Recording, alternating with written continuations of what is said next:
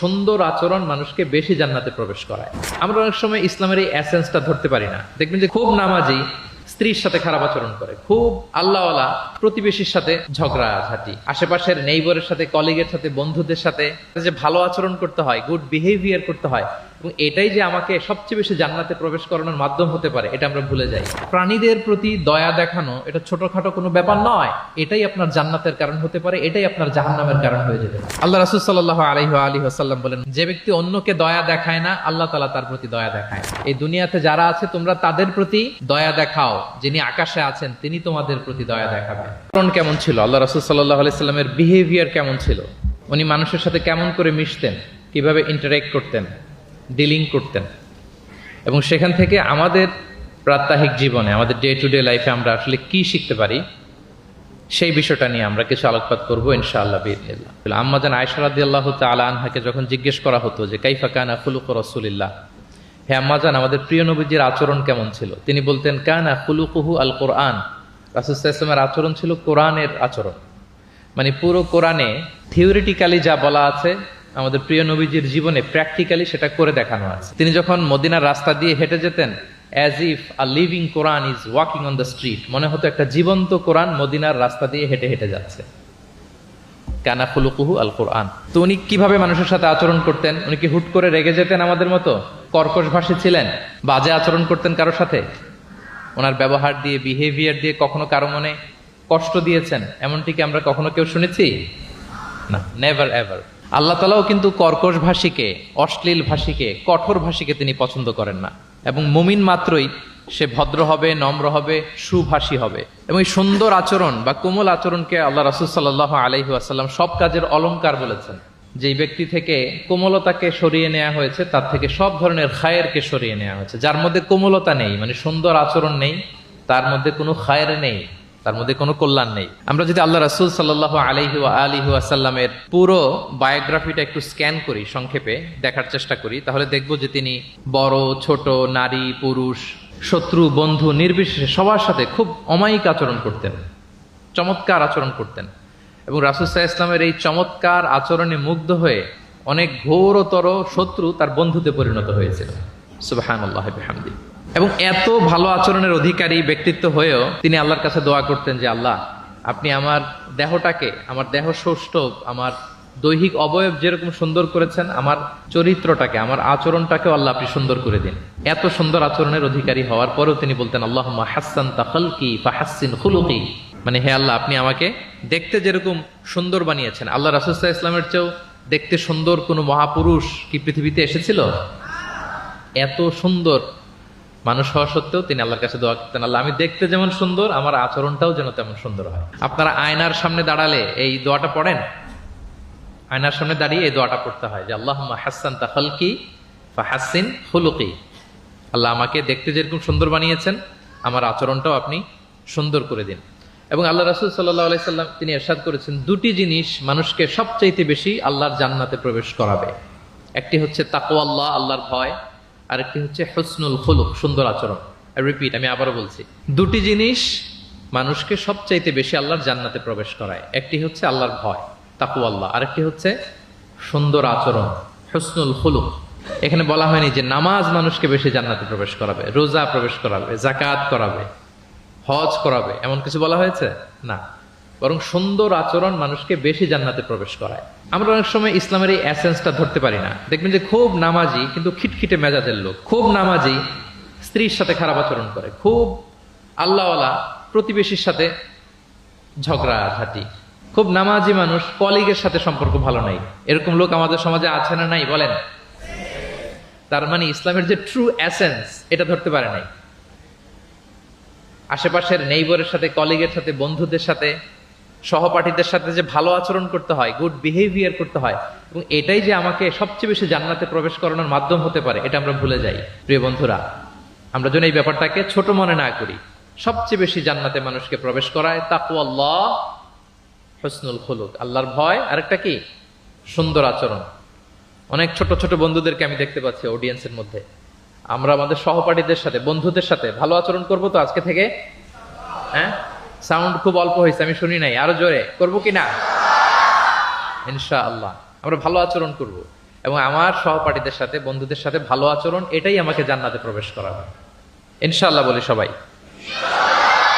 একটা চমৎকার হাদিস দিয়ে আমার মূল আলোচনা শুরু করি। আল্লাহ রাসূল সাল্লাল্লাহু আলাইহি ওয়া আলিহি ওয়াসাল্লাম তিনি বলেন, আনা যাঈমুন বিবাইতিন ফি রাবাদিল জান্নাতি লিমান তারাকাল মিরাআ ওয়া ইন কানা মুহিক্কান। প্রিয় নবীজি বলেন যে আমি ওই ব্যক্তিকে জান্নাতের আঙ্গিনায় একটা ঘরের সুসংবাদ দেই যে তর্ক করার সময় নিজে সঠিক, সে হকের উপর আছে, এটা জেনেও সে তর্ক করে না। তর্ককে, আর্গুমেন্টকে, ডিবেটকে স্যাক্রিফাইস করে যে না আমি ঝগড়ায় যাব না, যদিও সেই সঠিক, এরকম স্যাক্রিফাইস যে করে জান্নাতের আঙ্গিনায় তাকে আমি একটা ঘরের সুসংবাদ দেই। এরপর প্রিয় নবীজি বলছেন, অবি বাইতিন ফি ওয়াসাতিল জান্নাতি লিমান তারাকাল কাযিবা ওয়া ইন কানা মাজিহান। আর আমি ওই ব্যক্তিকে জান্নাতের মাঝামাঝি স্তরে একটা ঘরের সুসংবাদ দিচ্ছি যে ব্যক্তি কৌতুক করেও মিথ্যা বলে না। He was kidding, he was joking, but he never tells a lie. মজা করতেছে, জোক করতেছে, কিন্তু জোকের মধ্যেও সে কি করে না? মিথ্যা বলে না। তাকে জান্নাতের মাঝামাঝি স্তরে আমি একটা ঘরের গ্যারান্টি দিচ্ছি। এরপর আল্লাহ রাসূল সাল্লাল্লাহু আলাইহি ওয়াসাল্লাম বলতেছেন, ওয়াবি বাইতিন ফি আ'লাল জান্নাতি লিমান হাসানা খুলুকা। আর আমি এট দ্য ভেরি হাই, মানে পিক অফ দ্য প্যারাডাইস, জান্নাতের একেবারে সর্বোচ্চ স্তরে একটা বাসভবনের গ্যারান্টি ওই ব্যক্তিকে দেই যে অন্যের সাথে ভালো আচরণ করে। মানে হাসানা খুলুকা, যে তার চরিত্রটাকে সুন্দর করেছে, যার আচরণটাকে সুন্দর করেছে, যার আচরণটা অমায়িক আচরণ, মাধুর্যপূর্ণ আচরণ, ওই ব্যক্তিকে আমি at the highest peak of paradise, জান্নাতের সর্বোচ্চ চূড়ায় একটা বাসভবনের গ্যারান্টি দিচ্ছি। আল্লাহু আকবার।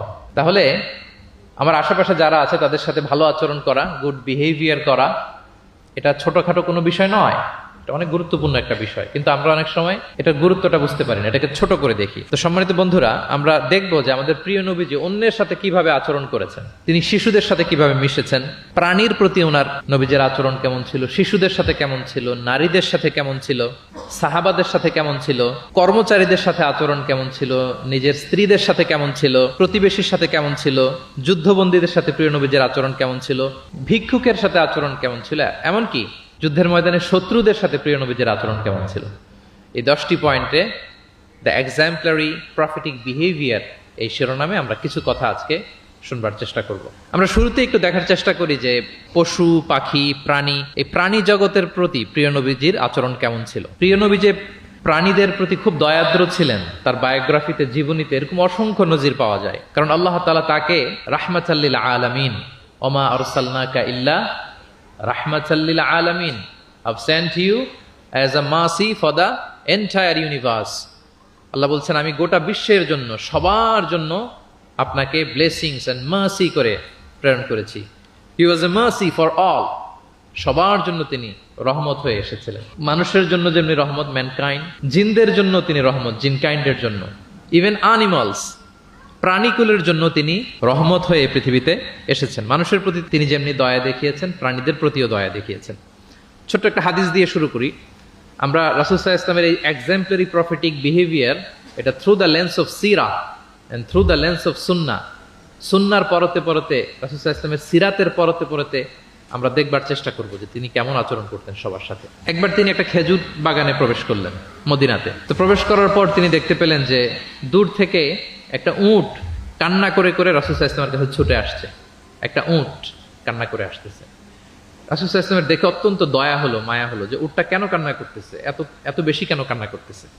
আল্লাহ রাসূল সাল্লাল্লাহু আলাইহি ওয়া আলিহি ওয়াসাল্লাম তিনি মমতা ভরে ওনার হাত দিয়ে উটের মাথায় আদর করতে আরম্ভ করলেন। প্রিয় নবীজির এই মমতা মাখা হাত বোলানো পেয়ে উটের কান্না বন্ধ হলো এবং রাসূল সাল্লাল্লাহু আলাইহি ওয়াসাল্লামের কানে কি কি যেন বললো উট, এটা অন্যরা বুঝতে পারছে না। তো এরপর রাসূল সাল্লাল্লাহু আলাইহি ওয়াসাল্লাম খুঁজতে আরম্ভ করলেন যে উটের মালিককে। একজন আনসারী যুবক সাহাবী আসলো। তখন রাসূল সাল্লাল্লাহু আলাইহি ওয়াসাল্লাম বলল যে তোমার এই উট আমার কাছে তোমার ব্যাপারে নালিশ করেছে যে তুমি একে ক্ষুধার্ত রাখো কিন্তু একে দিয়ে অনেক কাজ করাও। তুমি কি এই বোবা, এই নিরীহ প্রাণীটার ব্যাপারে আল্লাহকে ভয় করো না? কিয়ামতের দিন এটাই তোমার জাহান্নামের কারণ হয়ে যেতে পারে। খবরদার, এই নিরীহ প্রাণীটার ব্যাপারে তুমি আল্লাহকে ভয় করো। দেখেন, প্রিয় নবীজি ওটের মাথায় হাত বুলিয়ে ওটের কান্না বন্ধ করেছিলেন এবং ওটের মালিককে ওসিয়ত করেছেন যে খবরদার, প্রাণীর প্রতি কখনো এরকম রূঢ় কঠিন আচরণ করা যাবে না, তাদের প্রতি রহম দিল হইতে হবে। এভাবে আপনি সিরাতের পরতে পরতে অনেক ঘটনা পাবেন। আজকের এই সংক্ষিপ্ত পরিসরে এত রেফারেন্স হয়তো আমার উল্লেখ করা সম্ভব হবে না এবং অ্যারাবিক টেক্সটগুলো বলে বলে অর্থ করে শোনানো অনেক সময় লেগে যাবে। আমি শুধু মূল মূল কথাগুলো, বুলেট পয়েন্টসগুলো আপনাদের সাথে শেয়ার করবার চেষ্টা করবো ইনশাআল্লাহ বিইذনিল্লাহ। এই যে প্রাণীর প্রতি দয়া, ইসলামের একটা মূলনীতি হচ্ছে মুমিনের জীবনের প্রতিটি কাজে ইহসানের পরশ থাকতে হবে। আল্লাহ তাআলা আমাদের সব কাজে ইহসানকে আবশ্যক করেছেন। আল্লাহ রাসূল সাল্লাল্লাহু আলাইহি সাল্লাম বলেছেন যে ফাইদা কাতালতুম ফাআহসিনুল কিতলা, কাউকে হত্যা করতে হলেও ইহসানের সাথে হত্যা করতে হবে। ধরুন যে অপরাধের কারণে আদালত কর্তৃক সাব্যস্ত হলো যে একজন মৃত্যুদণ্ড প্রাপ্ত আসামি, তো তাই বলে কি আপনি যা ইচ্ছা তার সাথে করতে পারবেন? তার নাক কেটে ফেলা, কান কেটে ফেলা, তার অঙ্গহানি করা, এলোপাথারি ছুরিকাঘাত করা করতে পারবেন না। ইদা কাতালতুম ফাআহসিনুল কিতলা, এটাও ইহসানের সাথে করতে হবে। দেখেন, হত্যার মতো একটা কাজ ইহসানের সাথে করতে হবে। ওয়া ইদা যাবাহতুম ফাআহসিনুয যাবহা, প্রিয় নবীজি বলেন তোমরা যখন জবেই করবে, কুরবানি করবে, এখানেও ইহসানের সাথে করবে। আল্লাহু আকবার। করতেছি জবাই, করতেছি কি? বলেন সবাই আমার সাথে, করতেছি কি? জবাই। তার মানে প্রাণীটাকে তো মেরেই ফেলতেছি, কিন্তু প্রিয় নবীজি বলেন এই জবাই করার ক্ষেত্রেও ইহসান করতে হবে। এত সুন্দরভাবে দ্রুত তার গলায় ছুরি লাগাতে হবে যাতে কয়েক সেকেন্ডের মধ্যেই জবাইয়ের কাজটা হয়ে যায়। আপনি ইচ্ছে মতো এলোপাথারি তাকে ছুরি দিয়ে কষ্ট দিতে পারবেন না। মুমিনের প্রতিটি কাজের জন্য ইহসানের পরশ থাকে। একবার আল্লাহ রাসূল সাল্লাল্লাহু আলাইহি সাল্লাম এক সাহাবীর পাশ দিয়ে যাচ্ছেন, ওই সাহাবী একটা ভেড়াকে জবাই করার জন্য মাটিতে শুইয়ে পা দিয়ে চেপে ধরে এরপর ছুরি ধার করতেছে। ছাগলটাকে মাটিতে শুইয়ে পা দিয়ে চেপে ধরে এরপরে কি করতেছে? ছুরি ধার করতেছে। আর প্রাণীটা এই ছুরি ধার করার দৃশ্যটা দেখতেছে। আল্লাহ রাসূল সাল্লাল্লাহু আলাইহি ওয়াসাল্লাম তাকে ধমক দিলেন, শাসালেন, বললেন তুমি তো এটাকে 2 বার জবাই করে ফেললে, একটু পরে তো জবাই করবেই, এখনই তো জবাই করে ফেলতেছো, তুমি কি আগে ধার দিয়ে নিতে পারলা না? জবাইয়ের আগে তুমি কি ছুরিটাকে ধারালো করে নিতে পারলা না? শার্পেন করে নিতে পারলা না? এভাবে আল্লাহ রাসূল সাল্লাল্লাহু আলাইহি ওয়াসাল্লাম সব সময় প্রাণীদের প্রতি তিনি দয়া দেখিয়েছেন। এবং তিনি বনি ইসরায়েলের একটা ঘটনা বলতে যেয়ে তিনি বলেছেন যে একজন প্রস্টিটিউট লেডি, ব্যভিচারী নারী, যার জন্য জাহান্নাম বরাদ্দ ছিল, কিন্তু একটা তৃষ্ণার্ত কুকুরকে পানি খাওয়ানোর কারণে আল্লাহ তাআলা ওই পাপাচারী নারীকে জান্নাত দান করেছেন। সুবহানাল্লাহ বিহামদি। তার জন্য জাহান্নাম ছিল অবধারিত, কিন্তু একটা তৃষ্ণার্ত কুকুরকে পানি পান করার কারণে তাকে জান্নাত দিয়েছে কে? আল্লাহ সুবহানাহু ওয়া তাআলা। তাও কেমন একটা প্রাণীকে? কুকুরকে। আমরা গুরুত্বই দেই না। সামান্য একটা কুকুরকে দয়া দেখানোর কারণে আল্লাহ তাআলা এই জাহান্নামী নারীকে জান্নাত দান করেছেন। আমরা যদি খেয়াল করি যে আমরা আমাদের সমাজে কুকুর বিড়াল দেখলে কি করি বলেন তো? রাস্তাঘাটে দেখি, অডিয়েন্সের কাছ থেকে আমি একটু শুনি, কি করি আমরা? তাড়িয়ে দেয়। আর কি করি? ঢিল ছুরি। আর কেউ কেউ খাবার দেয়। মাশাআল্লাহ, এই তো, এটাই তো প্রিয় নবীজির সুন্নাহ, আমরা খাবার দিব। এক্স্যাক্টলি। কিন্তু আমি জানি না কেন যেন বাংলাদেশে কুকুর দেখলে, বিড়াল দেখলে কি করে? তাড়ায় দেয়, ঢিল ছোড়ে, লাথি মারে, এরকম করে না অনেক সময়? অপ্রয়োজনে, কোনো প্রয়োজন নেই এটা করে। এবং সবচেয়ে মজার ব্যাপার হচ্ছে মাঝে মাঝে দেখা যায় যে জোড়া লাগা কুকুর যদি দেখা যায়, যে একসাথে দুটো কুকুর, তাদের প্রজননের কারণে তাদের একটা বিশেষ ঋতুতে, বিশেষ সময়ে তাদেরকে এটা করতে হয়, এক অদ্ভুত কারণে মানুষ মানে ক্ষিপ্ত হয়ে ওঠে তাদের প্রতি। কিন্তু আমাদের তো মানবিক হওয়া উচিত ছিল, আশরাফুল মাখলুকাত বলে আমরা নিজেদেরকে দাবি করি। আমাদের কি করা উচিত ছিল? ইগনোর করা উচিত ছিল, let them do there job, overlook করার দরকার ছিল। কিন্তু কোনো এক অদৃশ্য কারণে আমরা এরকম দৃশ্য দেখলে হিংস্র হয়ে উঠি, লাঠি দিয়ে মারি, ওখানে মানুষ জড়ো হই। কিন্তু তাদের একটা সফল প্রজননের জন্য, বংশবিস্তারের জন্য এটা প্রয়োজন। তো আমরা যেন এই কাজটা না করি, এরকম নির্মম যেন আমরা কখনো না হই। কারণ প্রাণীদের প্রতি দয়া দেখানো এটা ছোটখাটো কোনো ব্যাপার নয়, এটাই আপনার জান্নাতের কারণ হতে পারে, এটাই আপনার জাহান্নামের কারণ হয়ে যেতে পারে। আল্লাহ রাসূল সাল্লাল্লাহু আলাইহি ওয়াসাল্লাম বলেন, মান লা ইয়ারহাম লা ইউরহাম, যে ব্যক্তি অন্যকে দয়া দেখায় না, আল্লাহ তাআলা তার প্রতি দয়া দেখায় না। ইরহাম মান ফিল আরদ ইয়ারহামুকুম মান ফিস সামা, এই দুনিয়াতে যারা আছে তোমরা তাদের প্রতি দয়া দেখাও, যিনি আকাশে আছেন তিনি তোমাদের প্রতি দয়া দেখাবেন। তাহলে এই জমিনে কি শুধু আমরাই থাকি নাকি? না পশু পাখি প্রাণী এগুলোও থাকে। এদের প্রতিও যদি আমরা দয়াদ্র হই, মমতা দেখাই, করুণা দেখাই, আমাদের প্রতিও দয়া দেখাবে কে? এবার আওয়াজ করে বলুন তো, আমরা আল্লাহর দয়া পেতে চাই কি চাই না? সবাই চাই। তাহলে প্রাণীদের প্রতি কখনো আমরা যেন নির্মম না হই, অমানবিক না হই, আমরা যেন মানবিক হই। আমরা অনেক উন্নত দেশে দেখি যে হাইওয়েতে একটা সাপ যাচ্ছে, এই সাপ দেখে একটা গাড়ি থেমে গিয়েছে, স্টপ, তার পেছনে পেছনে শত শত গাড়ি স্টপ। তারা বন বিভাগকে নক দেয়, স্থানীয় পুলিশকে ফোন দেয়, তারা এসে সাপটাকে উদ্ধার করে এরপরে গাড়িগুলো চলতে শুরু করে। একটা ভিডিও ক্লিপস আমি এমনও দেখেছি, একটা হাঁস তার বাচ্চাগুলোকে নিয়ে হাইওয়ে পার হচ্ছে, হাঁস তো খুব আস্তে আস্তে হাঁটে, একেবারে পিপিলিকার মতো একটু একটু করে হাঁসের বাচ্চাগুলো যাচ্ছে, শত শত গাড়ি at the middle of the highway stop. আল্লাহু আকবার। কিন্তু বাংলাদেশে দেখবেন যে রাস্তা দিয়ে সাপ যায় না কুকুর যায় না বিড়াল যায়, কোনো কেয়ার নাই, একেবারে ড্যাম কেয়ার। যে প্রাণীদের প্রতি দয়া দেখায় না, আল্লাহ তাআলা তার প্রতি দয়া দেখান না। তাহলে প্রিয় নবীজি প্রাণীদের প্রতি কতটা দয়াদ্র ছিলেন, মমতাময় ছিলেন, এটা সবার কাছে ক্লিয়ার? ওকে, মাশাআল্লাহ। লেটস মুভ অন, আমরা সামনের দিকে আগাই। এবার আমরা একটু করে জানার চেষ্টা করি যে শিশুদের সাথে প্রিয় নবীজির আচরণ কেমন ছিল। আমরা সিরাতে এবং হাদিসের দিকে যদি তাকাই তাহলে দেখব প্রিয় নবীজি শিশুদেরকে তাহনিক করে দিতেন। তাহনিক, তাহনিক শব্দটির সাথে কি আপনারা পরিচিত, নাম শুনেছেন? তাহনিক হচ্ছে কোন স্কলারের কাছে দোয়ার জন্য নবজাতক শিশুকে নিয়ে যাওয়া, সে স্কলার খেজুর খেয়ে তার মুখের লালা মিশ্রিত খেজুরের রস দোয়া হিসেবে নবজাতক শিশুর মুখে দিয়ে দিবে, এটাকে বলে তাহনিক। এটাকে কি বলে? আমি করেছি অনেক জায়গায়, অনেক মা বাবা তাদের সন্তানদেরকে নিয়ে এসেছে খেজুর নিয়ে, তা আমরা বিশ্বনবীর সুন্নাহ হিসেবে এটা করে দিয়েছি। আল্লাহ রাসূল সাল্লাল্লাহু আলাইহি সাল্লামের কাছে তাহনিক করতে সাহাবারা আসতো, তিনি শিশুদেরকে পরম মমতায় তাহনিক করে দিতেন।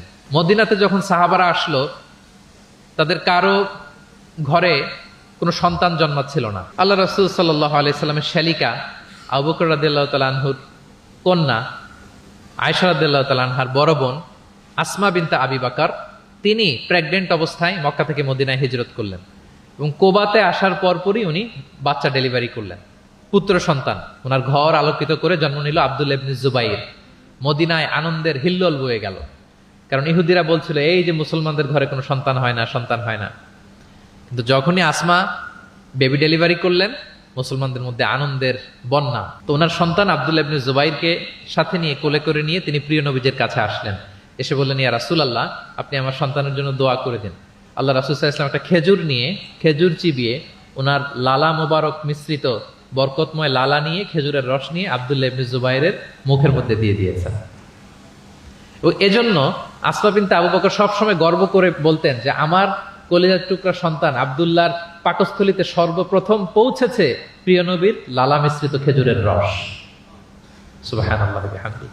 আল্লাহ রাসূল সাল্লাল্লাহু আলাইহি ওয়াসাল্লাম এরকম তাহনিক করতেন। আপনারাও সুযোগ হলে আপনাদের স্থানীয় যে স্কলাররা আছেন, ভালো স্কলার, আল্লাহওয়ালা মানুষ, তাদের কাছে সন্তানদেরকে নিয়ে তাহনিক করাবেন। প্রিয় নবীজি তাহনিক করতেন। শিশু সন্তানদেরকে তিনি কোলে নিতেন, হাদিসে এসছে অনেক বাচ্চাকে তিনি কোলে নিয়েছেন এবং ওই বাচ্চা আল্লাহর হাবিব সাল্লাল্লাহু আলাইহি সাল্লামের জামার মধ্যে প্রস্রাব করে দিয়েছে, এটাও হাদিসে এসছে। এরকম ইনসিডেন্টও ঘটেছে। তিনি বাচ্চাদেরকে আগে সালাম দিতেন। কি করতেন?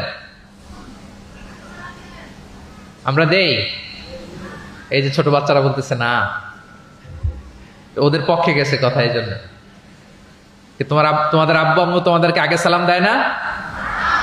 দেয় নাকি দেয় না? তাহলে আমরা আগে সালাম দিব বাচ্চাদের।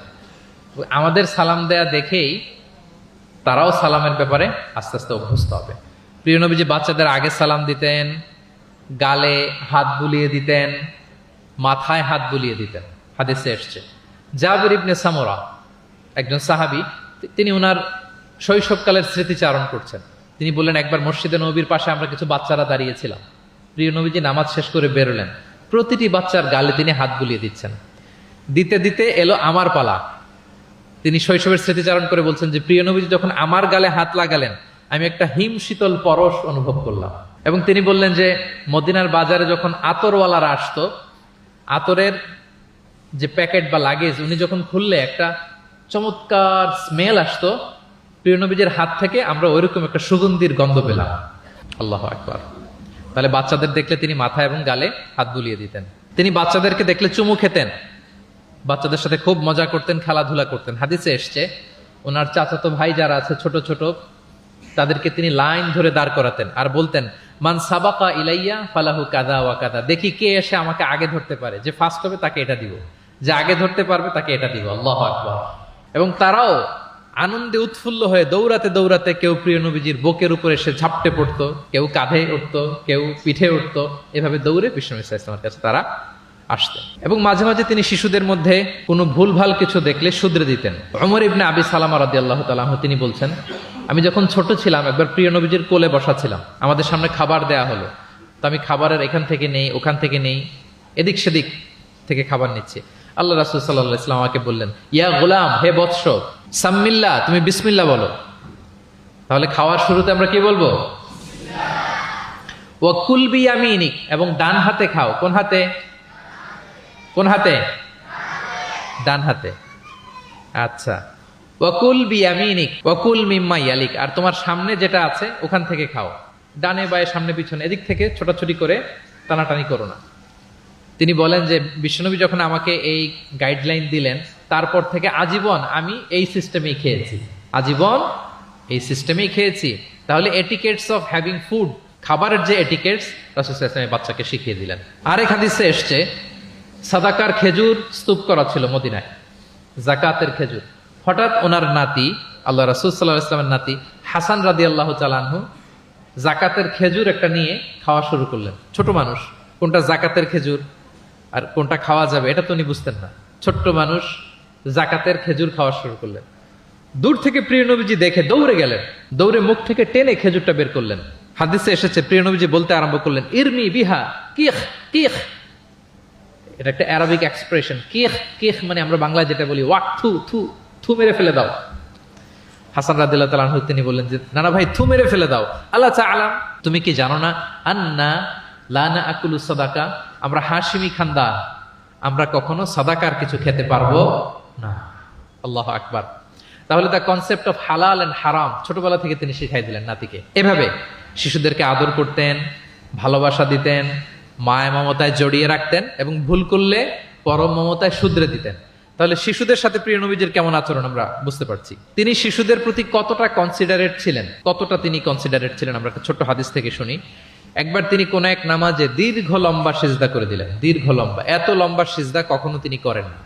নামাজ শেষে সাহাবারা জিজ্ঞেস করলেন, ইয়া রাসূলুল্লাহ, আপনি কি সিজদার মধ্যে অসুস্থ হয়ে গেলেন নাকি, অথবা কোরআনের আয়াত নাজিল হলো নাকি? এত দীর্ঘ সিজদা তো ফরজ নামাজে কখনো করতে দেখি না। রাসূল সাল্লাল্লাহু আলাইহি ওয়াসাল্লাম বললেন, কুল্লু যালিকা লাম ইয়াকুন, না একটাও না, ওহিও নাজিল হয়নি, অসুস্থও হয়নি। এবং আমি যখন সেজদায় ছিলাম, আমার নাতি খেলতে খেলতে আমার কাঁধের উপরে চড়ে বসেছে। এখন আমি যদি সেজদা থেকে মাথা উঠাই, তার খেলা তো ইন্টারাপ্ট হয়ে যাবে। এজন্য যতক্ষণ সে মাথার উপরে পিঠের উপরে বসে বসে খেলছিল, আমি সেজদায় লুটিয়ে পড়ে সেজদাটাকে লম্বা করে দিয়েছি। সূক্ষ্ম বিবেচনা বোধ ছিল প্রিয় নবীজির, এবং শিশুদের প্রতি তিনি কতটা কনসিডারেট ছিলেন, এটা ছিল প্রিয় নবীজির শিশুদের সাথে আচরণ। তাহলে প্রাণীদের সাথে তিনি কেমন ছিলেন আমরা জানলাম, শিশুদের সাথে কেমন ছিলেন আমরা জানলাম। এবার আমরা দেখি যে নারীদের সাথে প্রিয় নবীজির আচরণ কেমন ছিল। তিনি নারীদেরকে অত্যন্ত সম্মান করতেন। কি করতেন?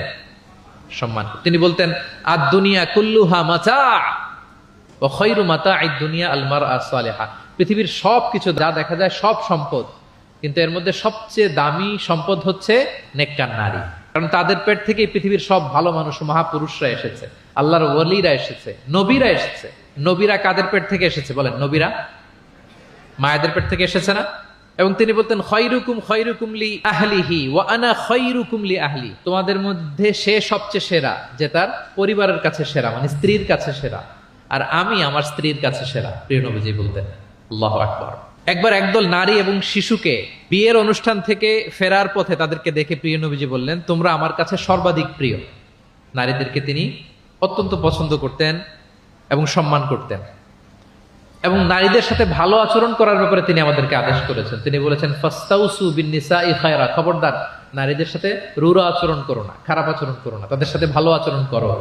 পুরুষদেরকে যেমনি ওটের উপর চড়িয়ে ওট টেনে হিচড়ে নিয়ে যাওয়া হয়, নারীদেরকে যেন এমনি না নেওয়া হয়। তিনি একবার বলছিলেন যে, খবরদার সাওকাকা বিল কাওয়ারির রিফকান বিল কাওয়ারির, মানে নারীদেরকে যখন ওটে চড়িয়ে হাওদাজে চড়িয়ে তোমরা টানো, ওহে সাহাবারা তাড়াহুড়ো করো না, ধীরস্থির ভাবে করো। অর্থাৎ তিনি বুঝাতে চাইলেন, কাওয়ারির মানে হচ্ছে কাচের তৈরি তৈজসপত্র বা বাসনপত্র। আমাদের ঘরে যে কাচের প্লেট, চামচ, গ্লাস আছে, এগুলো যদি সাবান দিয়ে আমাদের ধুইতে হয়, ক্লিন করতে হয়, আমরা কি করি? খুব সাবধানে এটাকে ধরি, রাখি, ক্লিন করি, তাই না? এটাকে খুব সফটলি ডিল করতে হয়। রাসূল সাল্লাল্লাহু আলাইহি ওয়াসাল্লাম সেটাই বললেন, নারীদেরকে কাচের সাথে তুলনা করে বললেন তাদের সাথে এরকম কোমল আচরণ করতে হবে। এবং তিনি বলেছেন দুনিয়ার প্রতিটি মায়ের পায়ের নিচে আছে তার সন্তানের বেহেশত। সুবহানাল্লাহ।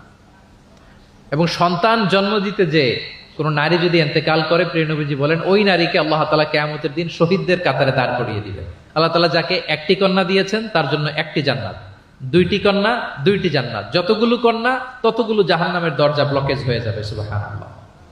এভাবে তিনি নারীদের সাথে আচরণ করেছেন।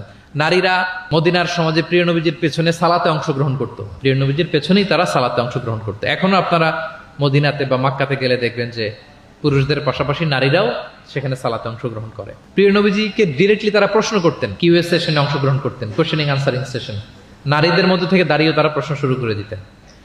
রাসূল সাল্লাল্লাহু আলাইহি ওয়াসাল্লামের সাথে সফরে অংশগ্রহণ করতেন। এভাবে প্রিয় নবীজি নারীদেরকে একটা মর্যাদার আসনে রেখেছেন, তাদের সাথে এইভাবে তিনি ডিল করতেন। এবার আমরা একটু জানার চেষ্টা করি যে সাহাবাদের সাথে প্রিয় নবীজির আচরণ কেমন ছিল, মানে যারা ছিল প্রিয় নবীজির সাথী তাদের সাথে আচরণ কেমন ছিল। আমরা জানি যে সাহাবারা হচ্ছে প্রিয় নবীজির হাতে গড়া ছাত্র, হাতে গড়া টিম। নবীজির সুখে দুঃখে সবসময় তারা থাকতো এবং প্রিয় নবীজিকে আগলে রাখতো। প্রিয় নবীজির অ্যাকম্পেনি তারা কখনো মিস করতে চাইতো না। এমনকি কখনো কখনো কোনো সাহাবার ক্ষুধা লাগলে তারা প্রিয় নবীজির কাছে এসে বসে থাকতো। তারা বলতো যে প্রিয় নবীজির চেহারার দিকে তাকিয়ে থাকলে আমাদের ক্ষুধা মিটে যেত। নবীজির নুরানি চেহারার দিকে তাকিয়ে থাকলে কি হতো? পেটের ক্ষুধা চলে যেত।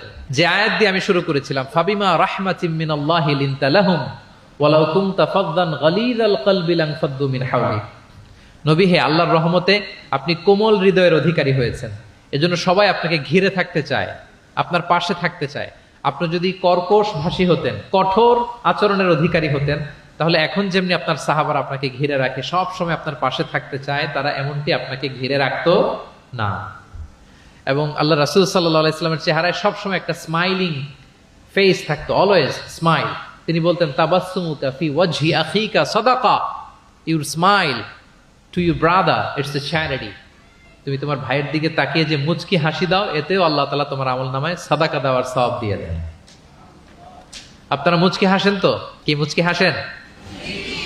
হ্যাঁ, মুচকি হাসবেন। মুচকি হাসতে পয়সা লাগে না, লাগে? মুচকি হাসবেন। মুচকি হাসলে এটা সাদাকা দেওয়ার সমান সওয়াব। অলওয়েজ একটা স্মাইলি ফেসে থাকতেন প্রিয় নবীজি। ওনার চেহারা দেখলেই মানুষের মন ভালো হয়ে যেত। আল্লাহু আকবার। সাহাবাদের সাথে ওনার আচরণ কেমন ছিল, ডিলিংস কেমন ছিল? এক নম্বরে তিনি খুব কোমল আচরণ করতেন সাহাবাদের সাথে। কেউ যখন প্রিয় নবীজির সাথে কথা বলতো, ওই লোক কথা বলার সময় চোখ না ফেরালে প্রিয় নবীজি কখনো তার থেকে চেহারা ফেরাতেন না। মুসাফা করার সময় যিনি প্রিয় নবীজির সাথে মুসাফা করেছেন, ওই লোক হাত টেনে না নিলে প্রিয় নবীজি কখনো হাত টেনে নিতেন না। সুবহানাল্লাহ, হোয়াট এ হাম্বল পার্সোনালিটি। তিনি সাহাবাদের প্রতি এতটাই কোমল ছিলেন, একটা ছোট্ট হাদিস থেকে আমরা একটু বোঝার চেষ্টা করি। তিনি সাহাবাদের নিয়ে বসা ছিলেন, এক বেদুইন এসে মসজিদে নববীতে 2 রাকাত নামাজ পড়লো। 2 রাকাত নামাজ পড়েই বিষ্ণু ইসা ইসলামের কাছেও আসে না, সালামও দেয় না, কারণ বেদুইন তো, সভ্যতার কোনো অ্যাটিকেটস, কোনো ছোঁয়া তার মধ্যে লাগেনি। সে নামাজ পড়ে আল্লাহর কাছে দোয়া করতেছে, এবং দোয়া কিরকম দেখেন, সে দোয়া বলতেছে আল্লাহুম্মা আরহামনি ওয়া মুহাম্মাদা ওয়ালা তারহাম মা'আনা আহাদা, মানে আল্লাহ তুমি আমারে রহম করো আর মুহাম্মদ সাল্লাল্লাহু আলাইহি ওয়াসাল্লামকে রহম করো, আমাদের দুজনের সাথে আর কাউরে রহম করো না তুমি। বেদুইন, তার মধ্যে এটিকেটস অফ দোয়া, দোয়ার যে একটা আদব আছে এটা তার জানা নাই। সে বলে আল্লাহ আমাকে মাফ করো, মুহাম্মদ সাল্লাল্লাহু আলাইহি ওয়াসাল্লামকে মাফ করো, আর কাউকে না। তো দূর থেকে রাসূল সাল্লাল্লাহু আলাইহি ওয়াসাল্লাম দেখে হেসে বললেন, হায়রে, একটা প্রশস্ত ব্যাপারকে সে সংকীর্ণ বানায় ফেললো। কারণ আল্লাহর দরবারে কি রহমের কোনো কমতি আছে? সবাই বলুন তো আওয়াজ করে, আল্লাহর দরবারে রহমতের কোনো কমতি ঘাটতি আছে? কোনো কমতি নাই, কোনো ঘাটতি নাই। তো সে তো দোয়াতে আমাদের সবাইকে ইনক্লুড করলেও পারতো। যাই হোক, নামাজ পড়ে দোয়া করে এবার মসজিদে নববীর মাঝখানে পেশাব করতে আরম্ভ করলো। কোথায়? মসজিদের মাঝখানে। সাহাবার তো রেগে মেগে আগুন, তাকে ধরতে যাবে, মারতে যাবে। রাসূল সাল্লাল্লাহু আলাইহি ওয়াসাল্লাম বললেন দাউ, রাখো, বোঝান আলোকটা করতে দাও, করে ফেললো। এবার প্রিয় নবীজি বললেন হারিকু আলা বাউলিহি সাজলান মিন মা। মসজিদে, তখনকার মসজিদে নববী তো বালুর ফ্লোর ছিল, জানেন আপনারা? আমাদের এখনকার মসজিদ তো এই যে এরকম পাকা টাইলস করা, কার্পেটিং, আরো কত কি, কিন্তু তখনকার মসজিদে নববী ছিল কিসের? ফ্লোরটা বালুর। রাসূল সাল্লাল্লাহু আলাইহি ওয়াসাল্লাম বললেন যে বালুর মধ্যে যেহেতু পেশাব করে দিছে, 1 বালতি পানি ঢেলে দাও। 1 বালতি পানি ঢেলে দেয়া হলো। আর সাহাবাদেরকে তিনি শান্ত হতে বললেন যে থামো, তার প্রতি আগ্রাসী হয়েও না, কারণ ফাইন্নামা বুইসতুম মুয়াসসিরিন, তোমরা সহজপন্থী হয়ে প্রেরিত হয়েছো। ওয়ালাম তুবআসু মুআসসিরিন, তোমরা কট্টরপন্থী হয়ে প্রেরিত হও নাই। আল্লাহু আকবার।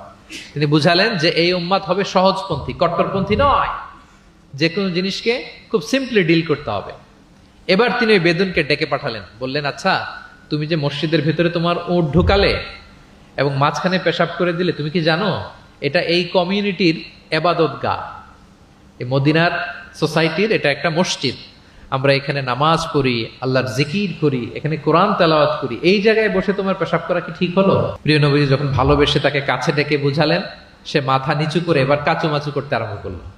সে লজ্জিত হয়ে প্রিয় নবীজির কাছে ক্ষমা চাইলেন। সুবহানাল্লাহ। তাহলে তিনি সাহাবাদের প্রতি কতটা কোমল আচরণের অধিকারী ছিলেন, এই হাদিস থেকে আমরা বুঝতে পারলাম। তিনি সাহাবাদের জন্য দোয়া করতেন, প্রাণ ভরে দোয়া করতেন।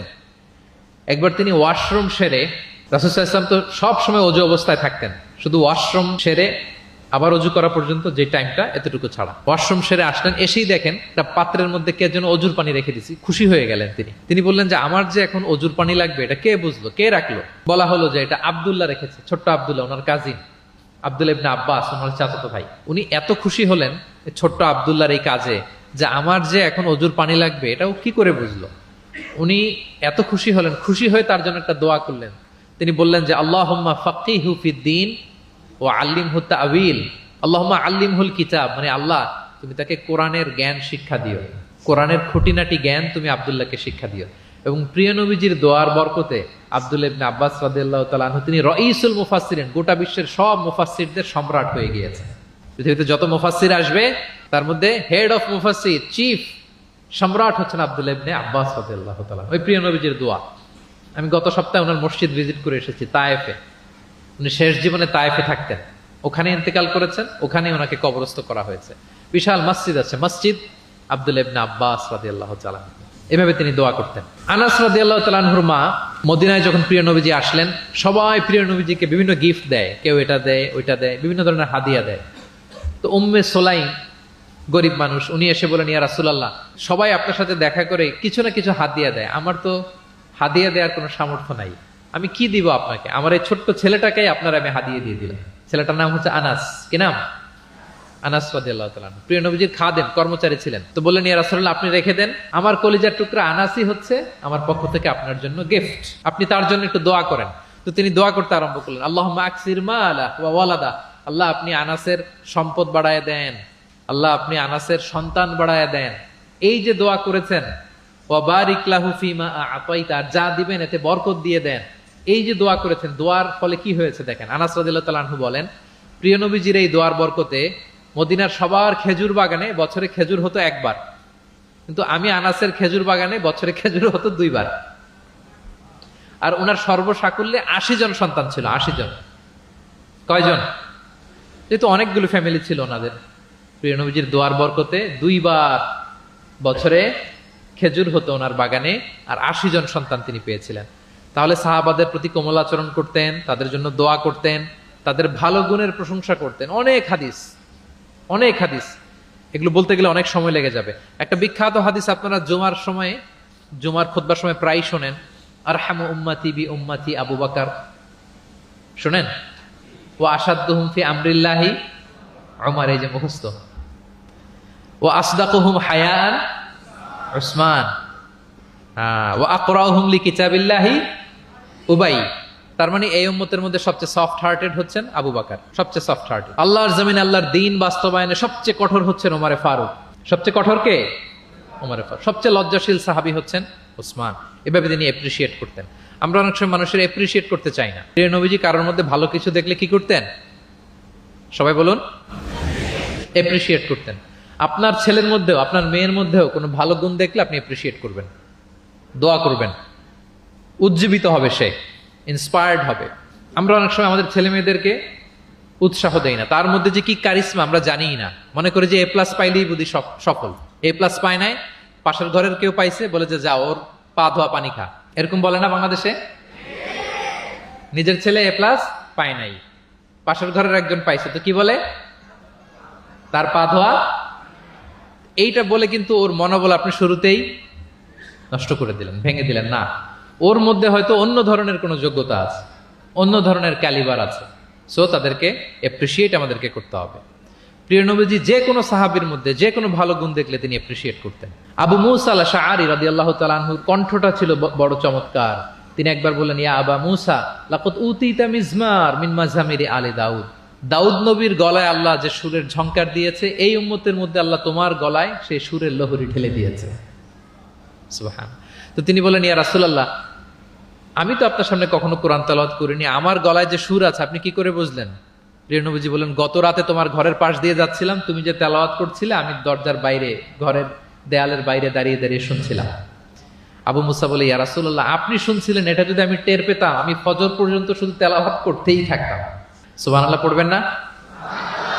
তাহলে আমরা যেন এপ্রিসিয়েট করি।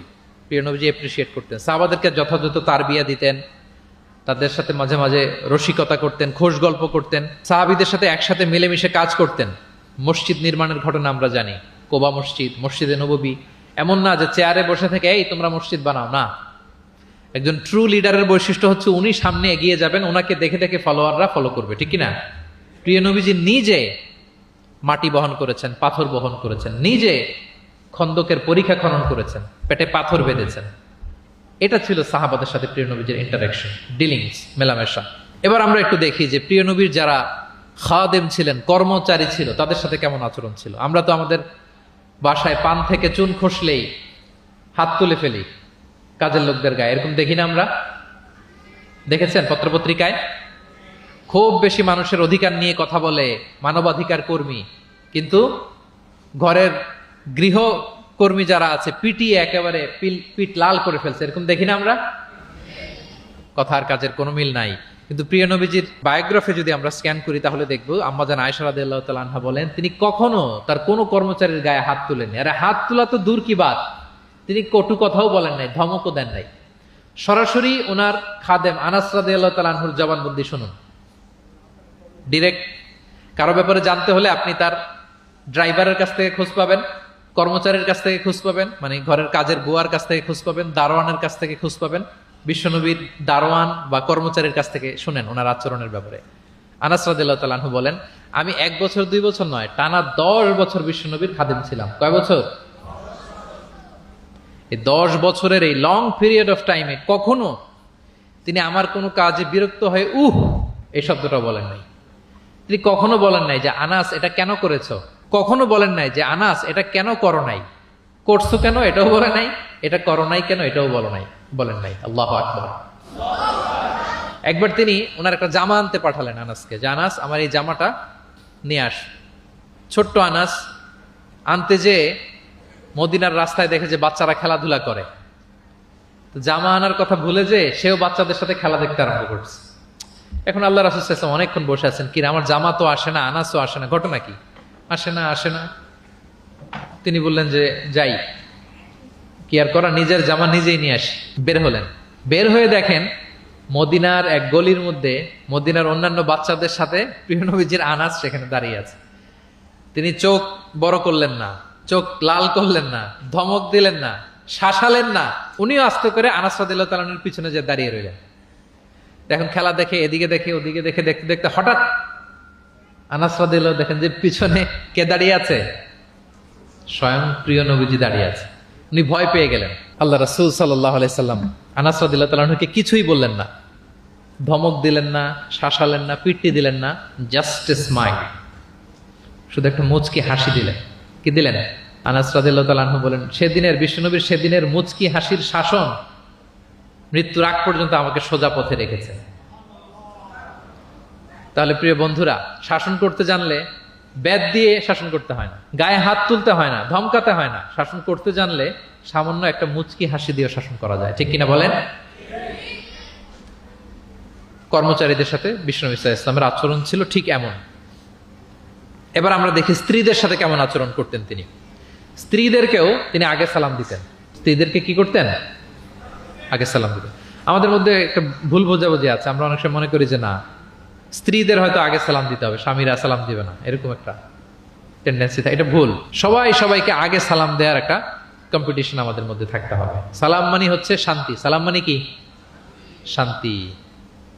আপনি যদি ঘরে শান্তি ঢুকাতে চান, আগে সালাম দিবেন। আমাদের ঘরটা, আমাদের প্রত্যেকের পরিবার, ঘর, সংসার এটা শান্তিময় হোক, বলুন তো আমরা চাই কি চাই না? তাহলে এই ঘরে আমরা সালাম ঢুকাবো। কি ঢুকাবো? আওয়াজ করে সবাই বলুন, কি ঢুকাবো? ঘরে যেই প্রথমে কি করব আমরা? ঘরে যেই আমরা সালাম দিয়ে ফেলবো, আসসালামু আলাইকুম। দেখবেন যে কোনো ঝগড়া নাই, কোনো অশান্তি নাই। অনেকে বলে যে হুজুর ঘরের ভেতরে শুধু অশান্তি, অনেক অশান্তি, অনেক ঝগড়া। এরকম হয় আপনাদের হয়? এর কারণ হচ্ছে শান্তির পয়গাম আমরা ঘরে ঢুকাই নাই। শান্তির পয়গাম আমরা ঘরে ঢুকাই নাই। ঘরে ঢুকে আমরা সালাম দিব। প্রিয় নবীজি আগে সালাম দিতেন। আম্মা জান আয়েশা বলেন যে অনেক চেষ্টা করেছি আমি দিব, লুকিয়ে থাকতাম মাঝে মাঝে, কিন্তু অনেক দূরে থেকে বিশ্বনবী বলে ফেলতেন আসসালামু আলাইকুম রাহমাতুল্লাহ। স্ত্রীদেরকে আগে সালাম দিতেন। মসজিদ থেকে, নামাজ থেকে বের হয়ে স্ত্রীদেরকে ঘর পর্যন্ত পৌঁছে দিতেন। ঘরের ছোটখাটো কাজে তিনি সহায়তা করতেন। নিজের জামা সেলাই করতেন, মাঝে মাঝে জামা থেকে, চুল থেকে উকুন বের করতেন, হাদিসে আছে। ছাগলের দুধ নিজে দহন করতেন, হাদিসে আছে। সাংসারিক কাজে সহযোগিতা করতেন এবং খুবই হৃদ্যতাপূর্ণ সম্পর্ক ছিল স্ত্রীদের সাথে। আম্মা জান আয়েশা রাদিয়াল্লাহু তাআলা আনহা কোনো পেয়ালার যেই জায়গা থেকে দুধ পান করতেন, ঠিক পেয়ালাটা নিয়ে ওই জায়গা থেকেই প্রিয় নবীজি দুধ পান করতেন। আম্মা জান আয়েশা রাদিয়াল্লাহু তাআলা আনহা কোনো গোশত বা হাড্ডি কিছু অংশ খেয়ে রেখে দিলে প্রিয় নবীজি ওইটা নিয়ে ওখান থেকে খাওয়া শুরু করে দিতেন। মাইমুনা রাদিয়াল্লাহু তাআলা আনহা এবং প্রিয় নবীজি, ওনার স্ত্রী আমাদের আম্মা জান, একই মগ দিয়ে, একই বালতি থেকে একসাথে শেয়ার করে গোসল করেছেন, হাদিসে এসেছে। কত মধুর সম্পর্ক ছিল। একবার আয়েশা রাদিয়াল্লাহু তাআলা আনহাকে নিয়ে তিনি একটা সফরে বেরিয়েছেন। মরুভূমির মাঝখানে পুরো কাফেলাকে তিনি ইনস্ট্রাকশন দিলেন, তাকাদ্দামু তাকাদ্দামু, মানে তোমরা এগো, সামনে আগো, সবাই সামনে যাও। পুরো কাফেলা সামনে চলে গেল। এবার মরুভূমির মাঝখানে কেউ নাই, প্রিয় নবীজি আর আয়েশা রাদিয়াল্লাহু তাআলা আনহা। আল্লাহ রাসূল সাল্লাল্লাহু আলাইহি ওয়াসাল্লাম বললেন যে আয়েশা চলো আমরা একটু দৌড় প্রতিযোগিতা করি, দেখি কে কার আগে দৌড়াতে পারে। তো দুজনেই দৌড়ালেন। ওই সময়টাতে আম্মা জান আয়েশা রাদিয়াল্লাহু তাআলা আনহা বয়স কম ছিল, একটু গড়নে পাতলা ছিলেন। উনি দৌড়ে ফাস্ট হয়ে গেলেন, আগে চলে গেলেন। প্রিয় নবীজি পেছনে পড়ে রইলেন। ঠিক একই ঘটনার অবতারণা ঘটলো আরো কয়েক বছর পরে আরেক সফরে। আবারও প্রিয় নবীজি সবাইকে বললেন তাকাদ্দামু তাকাদ্দামু, মানে পুরো কাফেলা সামনে যাও। কাফেলা আবার সামনে চলে গেল। মাঝ রাতে প্রিয় নবীজি আবার আম্মা জান আয়েশাকে বললেন যে আয়েশা চলো আজকেও আমরা একটু দৌড় প্রতিযোগিতা করি। কিন্তু কয়েক বছরের ব্যবধানে আম্মা জান আয়েশা রাদিয়াল্লাহু তাআলা আনহা তখন একটু হেলদি হয়ে গেছেন, আগের মতো আর জোরসে দৌড়াতে পারছেন না। ওই দিন প্রিয় নবীজি আম্মা জান আয়েশাকে পেছনে ফেলে তিনি সামনে চলে গেলেন। আম্মা জান আয়েশা রাদিয়াল্লাহু তাআলা আনহা পেছনে পড়ে রইলেন। তো প্রিয় নবীজি আয়েশা রাদিয়াল্লাহু তাআলা আনহাকে বলেন, ইয়া আয়েশা হাদিহি বিতিলকা সাবকা, ওই যে বছর কয়েক আগে তুমি আমাকে হারায় দিছিলে, আজকে তোমাকে হারায় দিলাম। 3-4 বছর আগে তুমি হয়ে গেছিলা চ্যাম্পিয়ন, আমাকে হারায় দিছো, আজকে ওটার শোধবাদ করে নিলাম, সমান সমান হয়ে গেল। আল্লাহু আকবার। কি সুমধুর, কি অমায়িক, কি জান্নাতি সম্পর্ক ছিল। তাই বলে স্বামী স্ত্রীর মাঝে যে কোনো খুনসুটি, মিষ্টি ঝগড়া, মনোমালিন্য চলতো না এমনটা না, চলতো। সবার জীবনেই থাকে এটা, প্রিয় নবীজির জীবনেও ছিল। তো তখন আল্লাহ রাসূল সাল্লাল্লাহু আলাইহি ওয়াসাল্লাম বলতেন, আয়েশা ইন্নী লা আ'লাম ইযা কুনতি আন্নী রাদিয়া ওয়া ইযা কুনতি আলাইয়া গাদবা। আয়েশা আমি কিন্তু টের পাই কখন তুমি আমার প্রতি খুশি আর কখন তুমি আমার উপর রেগে আছো, আমি কিন্তু বুঝে ফেলি। তা আম্মা জান বলেন যে আপনি কি করে বোঝেন? রাসূল সাল্লাল্লাহু আলাইহি ওয়াসাল্লাম বললেন, যখন তুমি আমার উপর রেগে থাকো তখন দোয়া করার সময় তুমি বলো রব্বি ইব্রাহিম, মানে হে ইব্রাহিমের রব আপনি আমাদেরকে ক্ষমা করেন, হে মুসার রব আপনি আমাদেরকে ক্ষমা করেন। আর যখন তুমি আমার উপর খুশি থাকো তখন দোয়ার সময় তুমি বলো রব্বি মুহাম্মদ, হে মুহাম্মাদের রব আপনি আমাদেরকে ক্ষমা করেন, হে মুহাম্মাদের রব আপনি আমাদের উপর দয়া করেন। মানে তুমি যখন রেগে থাকো তুমি ইচ্ছে করে আমার নামটা মুখে নিতে চাও না, আমি কিন্তু বুঝে ফেলি। আম্মা জান আয়েশা বলেন, ইয়া রাসূলুল্লাহ মা আহজুরু ইল্লা ইসমাক, আমি তো শুধু আপনার নামটাই বাদ দেই, মুখ থেকেই বাদ দেই, কিন্তু আমার হৃদয় থেকে তো কখনোই আপনাকে সরাতে পারি না। হৃদয়ে সবসময় আপনি থাকেন ইয়া রাসূলুল্লাহ। তাহলে প্রিয় বন্ধুরা, স্ত্রীদের সাথে, ওনার তো অনেকগুলো স্ত্রী ছিল, এই স্ত্রীদের সাথে ওনার কেমন আচরণ ছিল আমরা বুঝতে পারলাম। এবার আমরা একটু দেখি যে প্রতিবেশীদের সাথে প্রিয় নবীজির আচরণ কেমন ছিল। আল্লাহ রাসূল সাল্লাল্লাহু আলাইহি ওয়াসাল্লাম সবসময় প্রতিবেশীদের সাথে অত্যন্ত ভালো আচরণ করতেন। তিনি বলতেন, মান কানা ইউমিনু বিল্লাহি ওয়াল ইয়াউমিল আখির ফালইউকরিম জারাহ, যে আল্লাহ বিশ্বাস করে এবং আখিরাতে বিশ্বাস করে সে যেন প্রতিবেশীর সাথে ভালো আচরণ করে, প্রতিবেশীকে যেন সম্মান করে। এবং আবু যার গিফারি রাদিয়াল্লাহু তাআলা আনহুকে তিনি বলতেন যে আবু যার, তুমি যদি মারাক রান্না করো, মানে ঝোল, আমরা নেহারি খাই না গরুর পায়া দিয়ে, গরুর পায়া দিয়ে যে ঝোল রান্না করে এটাকে কি বলেন আপনারা? নেহারি। তো তিনি বললেন যে আবু যার যখন নেহারি রান্না করবে, ঝোল জাতীয় কিছু রান্না করবে, পানি একটু বেশি দিও, যাতে তোমার প্রতিবেশীর সাথে তুমি শেয়ার করতে পারো। প্রতিবেশীর ব্যাপারে কতটা কনসার্ন ছিলেন তিনি। এবং তিনি বলতেন লাইসাল মুমিন আল্লাযী ইয়াশবা ওয়া জারুহু জাইউন ইলা যামবি, সে ব্যক্তি মুমিন নয় যে নিজে পেট পুরে খায় কিন্তু তার প্রতিবেশীরা অভুক্ত থাকে, না খেয়ে থাকে। সে ব্যক্তি কখনো প্রকৃত মুমিন হতে পারে না। এবং মজার ব্যাপার হচ্ছে, ভালো আচরণের জন্য, সদাচরণের জন্য প্রতিবেশী মুসলিম হওয়া আবশ্যক নয়। আই রিপিট, আমি আবারও বলছি, ব্যাপারটা এমন না যে আমার মুসলিম প্রতিবেশী আমি ভালো আচরণ করব, আমার হয়তো বৌদ্ধ প্রতিবেশী বা হিন্দু প্রতিবেশী, এজন্য ওদের সাথে আমি ভালো আচরণ করব না। ব্যাপারটা কি এমন না। নেইবরের ক্ষেত্রে মুসলিম হোক অমুসলিম হোক, প্রতিবেশী হলেই তার সাথে আমাদের ভালো আচরণ করতে হবে। বিশ্বনবীর এক ইহুদি প্রতিবেশী ছিল, ইহুদি। তো সেই প্রতিবেশীর ছোট্ট একটা ইহুদি সন্তান ছিল, প্রায় বিশ্বনবীর কাছে এসে প্রিয় নবীজির টুকিটাকি কাজ করে দিতেন। তো হঠাৎ অনেক দিন হয়ে গেল ইহুদি ছেলেটা আসে না, তার কোনো দেখা নেই। প্রিয় নবীজি ভাবলেন হয়তো কোনো সমস্যা হয়েছে, তাকে দেখে আসে। তার বাড়িতে যেয়ে দেখলেন যে ছেলে বড্ড অসুস্থ, প্রচন্ড অসুস্থ হয়ে কাতরাচ্ছে, বিছানায় শুয়ে আছে। রাসূল সাল্লাল্লাহু আলাইহি ওয়াসাল্লাম তার পাশে বসলেন, তার মাথায় হাত বুলিয়ে দিলেন এবং ইহুদি ছেলেটার দিকে তাকিয়ে বললেন আসলিম, অর্থাৎ তুমি ইসলাম ধর্ম গ্রহণ করো। দেখেন প্রিয় নবীজির স্ট্র্যাটেজি দেখেন। এই ছেলের সাথে অনেক দেখা হয়েছে, প্রিয় নবীজির বাসায় এসেছে, কাজ করে দিয়েছে, কিন্তু এই ইহুদির বাচ্চাটাকে কখনো দিনের দাওয়াত তিনি দেন নাই। কেন? কারণ তিনি একটা ভালো সময়ের অপেক্ষা করতেছিলেন। তিনি দেখলেন যে this is the right time to give দাওয়া, এখনই সুন্দর সময়, কারণ সে অসুস্থ অবস্থা, একের মুমূর্ষ কাতর, এখন দাওয়াত দিলে এটা কাজে লাগবে। তিনি বললেন আসলিম, ইসলাম ধর্ম গ্রহণ করো। তো পাশেই তার ইহুদি বাবা দাঁড়িয়েছিল। ফানাযারা ইলা ওয়াজহি আবি, এটা বলার সাথে সাথে ইহুদি ছেলেটা বাবার দিকে তাকালো যে দেখি বাবা কি বলে। তার বাবা, ইহুদি বাবা বলতে আরম্ভ করলো আতি আবুল কাসেম, মানে আবুল কাসেম যা বলে তুমি তাই শোনো। প্রিয় নবীজির প্রথম সন্তান হচ্ছে কাসিম। আমাদের দেশে হয় না যে বড় মেয়ের নাম ধরেন যে সুমাইয়া, তো বলে যায় সুমাইয়ার বাবা, সুমাইয়ার বাবা বলে না। বা ধরেন যে ছেলের নাম, বড় ছেলে আব্দুল্লাহ, বলে যায় আব্দুল্লাহর বাবা কোথায়। আরবেও এই প্রচলনটা ছিল। রাসূল সাল্লাল্লাহু আলাইহি ওয়াসাল্লামের প্রথম সন্তানের নাম ছিল কাসিম, তো ফলে ওনাকে ডাকা হতো কাসিমের বাবা তখন পর্যন্ত, আবুল কাসিম, আবুল কাসিম। ইহুদি বলে, ছেলেটাকে বলে আতি আবুল কাসিম, মানে আবুল কাসিম যা বলে তাই শোনো। এবার রাসূল সাল্লাল্লাহু আলাইহি ওয়াসাল্লাম দেখলেন যে এখনই তো সুযোগ, তিনি পড়তে আরম্ভ করলেন যে তুমি আমার সাথে সাথে পড়ো। এবার ছেলেটা পড়তে আরম্ভ করলো আশহাদু আল্লা ইলাহা ইল্লাল্লাহ ওয়া আশহাদু আন্না মুহাম্মাদান আবদুহু ওয়া রাসূলুহু। রাসূল সাল্লাল্লাহু আলাইহি ওয়াসাল্লাম বের হয়ে আসলেন আর পড়তে আরম্ভ করলেন আলহামদুলিল্লাহিল্লাযী আনকাযাহু মিনান নার, প্রশংসা সে আল্লাহর যে আল্লাহ তাআলা যে কিছুক্ষণ আগে জাহান্নামের পথযাত্রী ছিল তাকে এই শাহাদাতের মাধ্যমে মুহূর্তেই জান্নাতি বানিয়ে দিলেন। মুহূর্তেই এই ইহুদি ছেলেটাকে জান্নাতে বানিয়ে দিল কে? দেখেন প্রতিবেশীর সাথে প্রিয় নবীজির কেমন আচরণ, সবসময় প্রতিবেশীর খোঁজ রাখতেন। সো আমরা আমাদের আশেপাশে যারা আছে একটু যেন খোঁজ রাখি। এখন তো এই যে অ্যাপার্টমেন্ট কালচারে কে প্রতিবেশী কার দরজা খোলা, কে কোন দিকে থাকে আমরা জানিই না, কিন্তু সুযোগ হলে আমার আশেপাশে যারা আছে আমরা যেন একটু খোঁজ রাখি, সুস্থ আছে কিনা, তাদের কোনো ধরনের সমস্যা হচ্ছে কিনা, কোনোভাবে আমি তাদের কাজে লাগতে পারি কিনা, ফিনান্সিয়ালি সাপোর্ট অথবা পরামর্শ দিয়ে হলো আমরা যেন তাদেরকে সাপোর্ট করি। তাহলে প্রতিবেশীর সাথে প্রিয় নবীজির বিহেভিয়ার কেমন ছিল আমরা জেনে গেলাম। এবার আমরা জানবো যুদ্ধবন্দীদের সাথে প্রিয় নবীজির কেমন আচরণ ছিল। পিওডাব্লিউ, প্রিজনার অফ ওয়ার। আমরা তো আবু গারিব কারাবারের কথা শুনেছি, আবু গারিব শুনেছি না? গুয়ান্তানামো বে, আয়নাঘর, এটা তো সবাই শুনেছি। আয়নাঘরের নাম শোনেন নাই? কি ধরনের নির্যাতন হয়েছে সেখানে, যারা বেরিয়ে আসছে তাদের কথা যখন আমরা শুনেছি আমাদের গা শিউরে উঠেছে। যুগে যুগে যুদ্ধবন্দীদের সাথে মানুষ কেমন আচরণ করত। আয়নাঘরেরা তো আর যুদ্ধবন্দী না, তো এদেশের স্বাধীন নাগরিকদের উপর জুলুম করা হয়েছে, অপারেশন চালানো হয়েছে। তো যুদ্ধবন্দীদের সাথে প্রিয় নবীজির আচরণ কেমন ছিল আমরা যদি একটু দেখি, কম্পেয়ার টু এই আবু গারিব, গুয়ান্তানামো বে, এই সমস্ত আয়নাঘরের যে ইনসিডেন্ট আমাদের সামনে আছে, এটাকে একটু সামনে রেখে যদি দেখি যে যুদ্ধে যদি কেউ বন্দী হতো প্রিয় নবীজির হাতে, উনি কি আচরণ করতেন। আমরা যদি বদরের যুদ্ধ শেষে যারা বন্দী হয়েছে তাদের ঘটনা দেখি, দেখবো যে প্রিয় নবীজি সাহাবীদের মাঝে তাদেরকে ভাগ করে দিয়েছেন এবং সব সাহাবীদেরকে এই যুদ্ধবন্দীদের সাথে ভালো আচরণের নির্দেশ দিয়েছেন। সাহাবারাও এই নির্দেশনা অক্ষরে অক্ষরে পালন করেছে। তারা তুলনামূলক কম দামি খাবারটা খেয়ে যুদ্ধবন্দীদেরকে দামি খাবারটা খাইয়েছে। সুবহানাল্লাহ।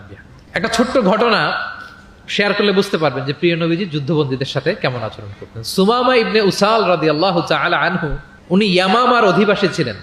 আল্লাহ রাসূল সাল্লাল্লাহু আলাইহি সাল্লামকে অ্যাসাসিনেট করার জন্য, মানে গোপনে হত্যার জন্য তিনি মদিনায় এসে সাহাবীদের হাতে ধরা পড়েন।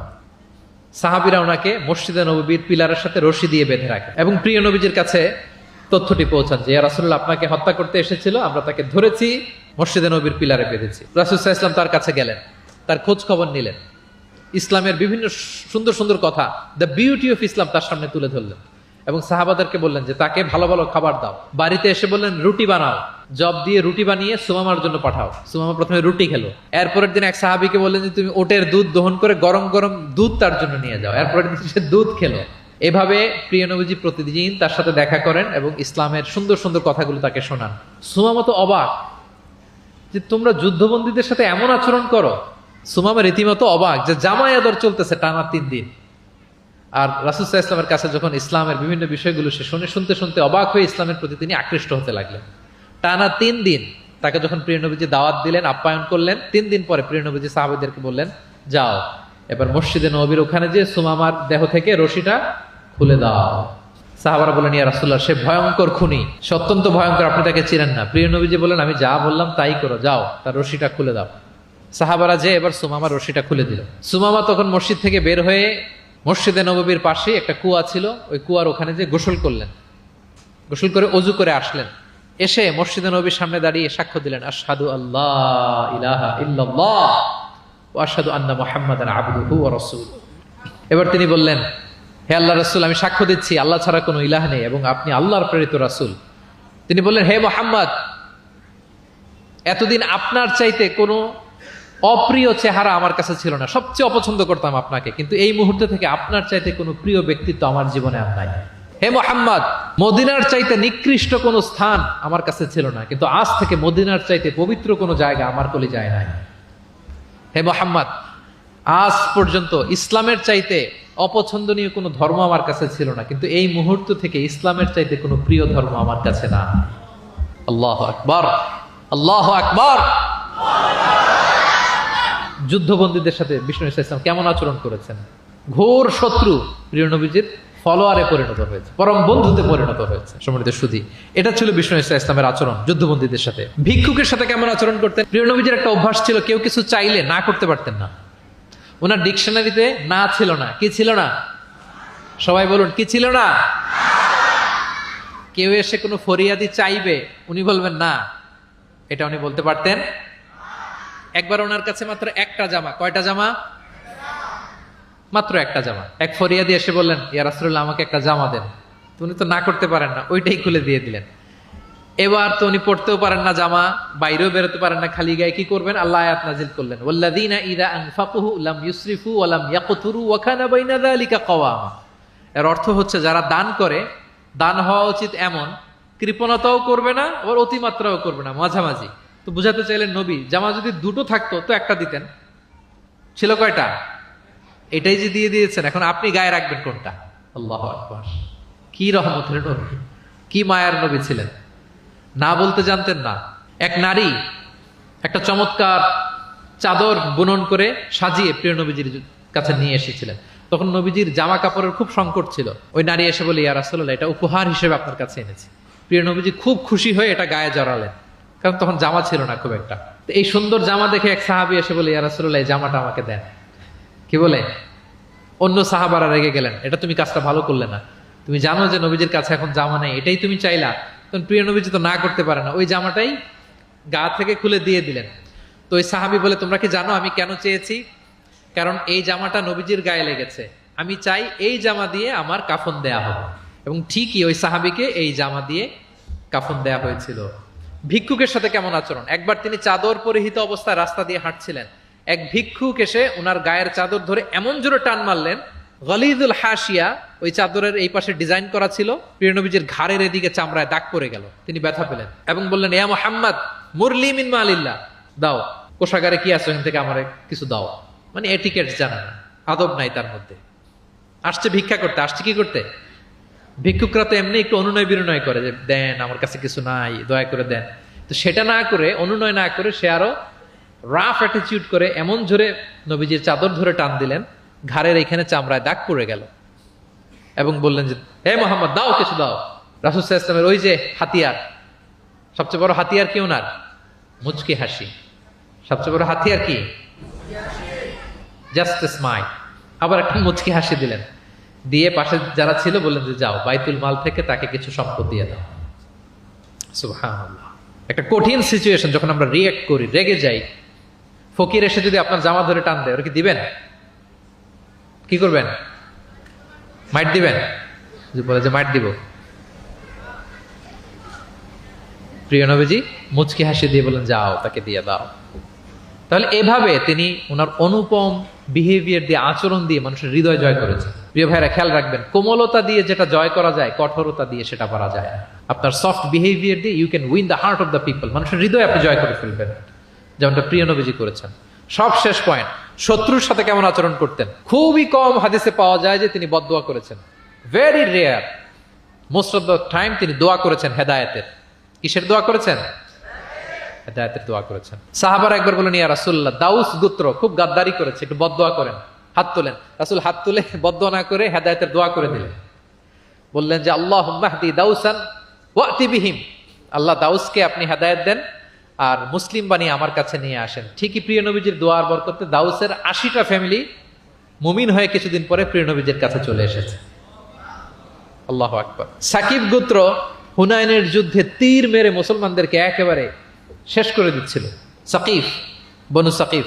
সাহাবারা আবার বলেন ইয়া রাসূলুল্লাহ, হাত তোলেন, একটু বদদোয়া করেন, আল্লাহ যেন ওদেরকে ধ্বংস করে দেয়, আল্লাহ যেন ধ্বংস করে দেয়। রাসূল সাল্লাল্লাহু আলাইহি ওয়াসাল্লাম আবার দোয়া করলেন যে বাল আরজু আইয়ুখরিজাল্লাহু মিন আসলাবিহিম মান ইয়াবুদুল্লাহা ওয়াহদাহু ওয়া লা ইউশরিকু বিহি শাইআ। আমি তাদের হেদায়েতের জন্য দোয়া করি। আপনারা জানেন যে তায়েফের ময়দানে প্রিয় নবীজিকে পাথর মারা হয়েছে, জানেন? পাথর মারতে মারতে রক্তাক্ত করা হয়েছিল প্রিয় নবীজিকে, মাথা থেকে পা পর্যন্ত ব্লিডিং। সাথে ছিল যায়েদ বিন হারেসা রাদিয়াল্লাহু তাআলা আনহু। উনি প্রিয় নবীজিকে বাঁচাতে যেয়ে উনিও মাথায় আঘাত পেয়েছেন, ওখান থেকে ব্লিডিং। এক খ্রিস্টান দাস কিছু আঙ্গুর নিয়ে আসলো প্রিয় নবীজির কাছে, যে আপনি তো অসুস্থ, ক্লান্ত শ্রান্ত, এটা খান। প্রিয় নবীজি বিসমিল্লাহির রহমানির রহিম বলে আঙ্গুরটা নিল। ওই খ্রিস্টান দাসের নাম ছিল আদ্দাস। প্রিয় নবীজি যখন বললেন বিসমিল্লাহ, আদ্দাস বলে যে বিসমিল্লাহ এটা আবার কোন শব্দ? এই তায়েফে আমি এতদিন ধরে আছি, কেউ তো খাবারের আগে বিসমিল্লাহ বলে না। মান আনতা, আপনি কে? তো প্রিয় নবীজি বলেন ওমান আনতা, তুমি কে? তো আদ্দাস বলে আমি ক্রিশ্চিয়ান স্লেভ, আমি একজন খ্রিস্টান দাস। তো রাসূল সাল্লাল্লাহু আলাইহি ওয়াসাল্লাম বললেন তোমার বাড়ি কই? বলে যে মিন আহলি নিনাবি, আমার বাড়ি ইরাক। তো রাসূল সাল্লাল্লাহু আলাইহি ওয়াসাল্লাম বললেন যেখানে ইউনুস নবীর বাড়ি। এবার খ্রিস্টান আরো অবাক যে আপনি ইউনুস নবীকেও চিনেন? রাসূল সাল্লাল্লাহু আলাইহি ওয়াসাল্লাম বললেন আরে চিনবো না মানে, ইউনুস তো আমার ভাই, সেও নবী আর আমিও নবী। ইউনুস যে নবী ছিল আলাইহিস সালাম, এই নবুয়তির ধারাবাহিকতার এই চেইনটাকে পূর্ণতা দিতে আল্লাহ তাআলা আমাকে পাঠিয়েছেন। খাতামুন নবিয়্যিন, seal of the all prophets. Addas অবাক হয়ে গেল। আদ্দাস রাদিয়াল্লাহু তাআলা আনহু ঠিক ওই জায়গায় এই খ্রিস্টান বালক রাসূল সাল্লাল্লাহু আলাইহি ওয়াসাল্লামের কাছে শাহাদা পড়ে মুসলমান হয়ে গেল।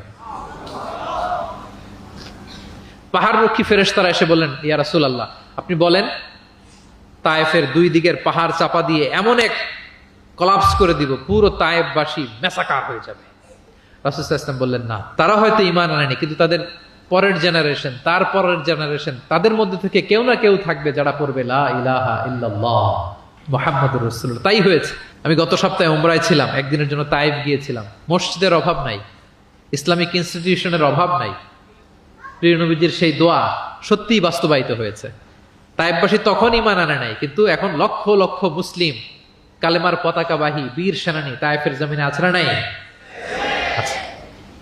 শত্রুদের সাথে তিনি এমন আচরণ করেছেন। উহুদের ময়দানে রক্তাক্ত হয়েছেন, দাঁত ভেঙেছে, হেলমেট ভেঙে দন্দন মোবারক শহীদ হয়েছে বিশ্বনবীর। কিন্তু হেদায়েতের দোয়া করেছেন। তিনি বলেছেন আল্লাহুম্মা হদি কওমি ফাইন্নাহুম লা ইয়ালামুন, আল্লাহ আমার কওমকে আপনি মাফ করেন, ওরা চিনে নাই, বুঝে নাই। শুধু যে ক্ষমাই চাইছে আল্লাহর কাছে তা না, ওদের হয়ে এক্সকিউজ করতেছে। শুধু এতটুকু করলে হয়তো যে আল্লাহ ক্ষমা করে দেন, শুধু এতটুকুই না, আবার বলতেছে আল্লাহ ওরা বুঝে নাই। ছোট মানুষ ভুল করলে আমরা কি বলি? যে কেন ভুলটা করছে, কারণ বুঝে। ওর হয়ে আমরা ওকালতি করি। তো প্রিয় নবীজি বলতেছেন আল্লাহ তাদেরকে হেদায়েত দেন আমার কওমকে, কারণ ফাইন্নাহুম লা ইয়ালামুন, আমি যে নবী তারা চিনে নাই, তারা আমাকে চিনে নাই, তারা বুঝতে পারে নাই। এভাবে আল্লাহ রাসূল সাল্লাল্লাহু আলাইহি ওয়াসাল্লাম শত্রুদের সাথে যুদ্ধের ময়দানে আচরণ করেছেন। যুদ্ধের ময়দানে প্রিয় নবীজির কঠোর নির্দেশনা ছিল খবরদার কোনো নারীর গায়ে হাত তুলবে না। কোনো শিশুর গায়ে হাত তুলবে না, কোনো বিধর্মী পাদ্রীর গায়ে হাত তুলবে না, যুদ্ধ থেকে বিরত আছে, নিউট্রাল এমন কোনো মানুষের গায়ে হাত তুলবে না। আত্মসমর্পণ করে তোমাদের কাছে সিকিউরিটি চাচ্ছে, আত্মসমর্পণ করেছে, নিরাপত্তা চাচ্ছে, তাদের গায়ে হাত তুলবে না। ওই এলাকার গবাদি পশুর গায়ে হাত তুলবে না, কৃষিজ পণ্যকে ডিস্ট্রয় করবে না। যুদ্ধের ময়দানে এই নির্দেশনাগুলো বিষ্ণু ইসা ইসলাম দিয়েছেন, এবং এগুলোর কারণেই শত্রুরাও বিষ্ণু ইসা ইসলামের বন্ধুতে পরিণত হয়েছেন। আমরা জানি যে এলাকায় থাকতে দেয় নাই, তায়েফে গিয়েছে, থাকতে দেয় নাই, আত্মীয় স্বজন সহ mental torture, physical torture and what not, কি করে নাই কোরাইশরা। সেই কোরাইশদের কাছে যখন অষ্টম হিজরিতে বিজয়ীর বেশে তিনি গেলেন, থার থার করে কাঁপতেছিল কোরাইশরা যে হায় রে, আজকে তো গত এই কয়েক যুগের প্রতিশোধ মোহাম্মদ নিবে, রক্তের বন্যা বইয়ে দিবে আজকে মক্কায়। কিন্তু সবার দিকে তাকিয়ে বিশ্বনবী কি বললেন? লা তাসরিবা আলাইকুমুল ইয়াউম ইযহাবু ফাআনতুমুত তালাকা, যাও আজকে ক্ষমা করে দিলাম। ভাই ভাইয়ের সাথে যে আচরণ করবে, আজকে আমি তোমাদের সাথে ওই আচরণ করলাম। সুবহানাল্লাহ। This was the character and behavior of the last messenger Muhammad sallallahu alayhi wasallam. সম্মানিত সুধী, তাহলে আমরা যেটা বুঝলাম, কোমল আচরণ দিয়ে আপনি যা অর্জন করতে পারবেন, কঠোর আচরণ দিয়ে, রূঢ় আচরণ দিয়ে, খারাপ ব্যবহার দিয়ে পারবেন? সবাই বলেন তো পারবেন? ব্যক্তি তার সুন্দর আচরণ দিয়ে খুব সহজেই অন্যের মাঝে প্রভাব বিস্তার করতে পারে। আমরা দেখেছি যে প্রিয় নবী শিশুদের সাথে, নারীদের সাথে, বন্ধুর সাথে, শত্রুর সাথে অমায়িক আচরণ করেছেন। এক্সাম্পলারি বিহেভিয়ার, অমায়িক আচরণ। আমরা যেন সেই আচরণের অধিকারী হতে পারি, আমরা যেন সেই ব্যবহারের অধিকারী হতে পারি। প্রিয় নবীজি যেমনি তার কোমল আচরণ দিয়ে, মার্জিত, পরিশীলিত, অমায়িক, মাধুর্যপূর্ণ আচরণ দিয়ে মানব মণ্ডলীর হৃদয় জয় করেছেন, আমরাও যেন আমাদের আচরণকে সেভাবে পরিশীলিত করতে পারি। আল্লাহ তাআলা আমাদের সবাইকে কথাগুলো বোঝার ও আমল করার তৌফিক দান করুন। হাযা মা ইনদি ওয়াল ইলমু ইনদাল্লাহি আলাইহি তাওয়াক্কালতু ওয়া ইলাইহি উনীব। ওয়াসসালামু আলাইকুম ওয়া রাহমাতুল্লাহি ওয়া বারাকাতুহু।